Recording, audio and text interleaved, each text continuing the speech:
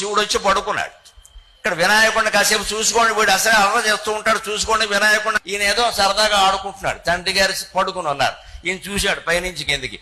తండ్రి అంతా తెల్లగా ఉన్నాడు, కంఠం దగ్గర నల్లగా ఉంది. అనుమానం వచ్చింది. అమ్మని అడిగాడు, అమ్మా నాన్నగారు మొత్తం తెల్లగా ఉన్నారు, కంఠం దగ్గర ఎందుకు నల్లగా ఉందంటే, ఏం చెప్పంటావు ఆయన చేదస్తపు మొగుడు చెబితే వెంట కొడితే ఏడుస్తాడు. ఎక్కడో విషం పుట్టిందిట, క్షీరసాగర మథనం జరుగుతూ ఉంటే అది తాగడానికి వెళ్ళిపోయారు మీ నాన్నగారు. నాయన దేవతలు రాక్షసులు బతిమాల విషం వచ్చిందంటే లోకంలో ఎవరు లేరా, నా మొగుడు తప్ప. వాళ్ళు బతిమాలేసరికి మీ నాన్నగారు ముందు వెళ్ళిపోయారు నాయన, అదిగో ఆ విషం తాగారు, లోపలట్టి పెడితే లోపల లోకాలు పోతాయి, బయటికి పంపితే బయట లోకాలు పోతాయని ఇక్కడ పెట్టుకున్నారు. అదే మత్స. సముద్రుడు అందరికీ అన్ని ఇచ్చాడు రా. సముద్రుడు విష్ణుమూర్తికి లక్ష్మీదేవిని ఇచ్చాడు, దేవతలకు అప్సరసలను ఇచ్చాడు, ఆకాశానికి చంద్రుడిని ఇచ్చాడు, నా మొగుడికి విషం ఇచ్చాడు రా అని ఒళ్ళు మండి చెప్పింది.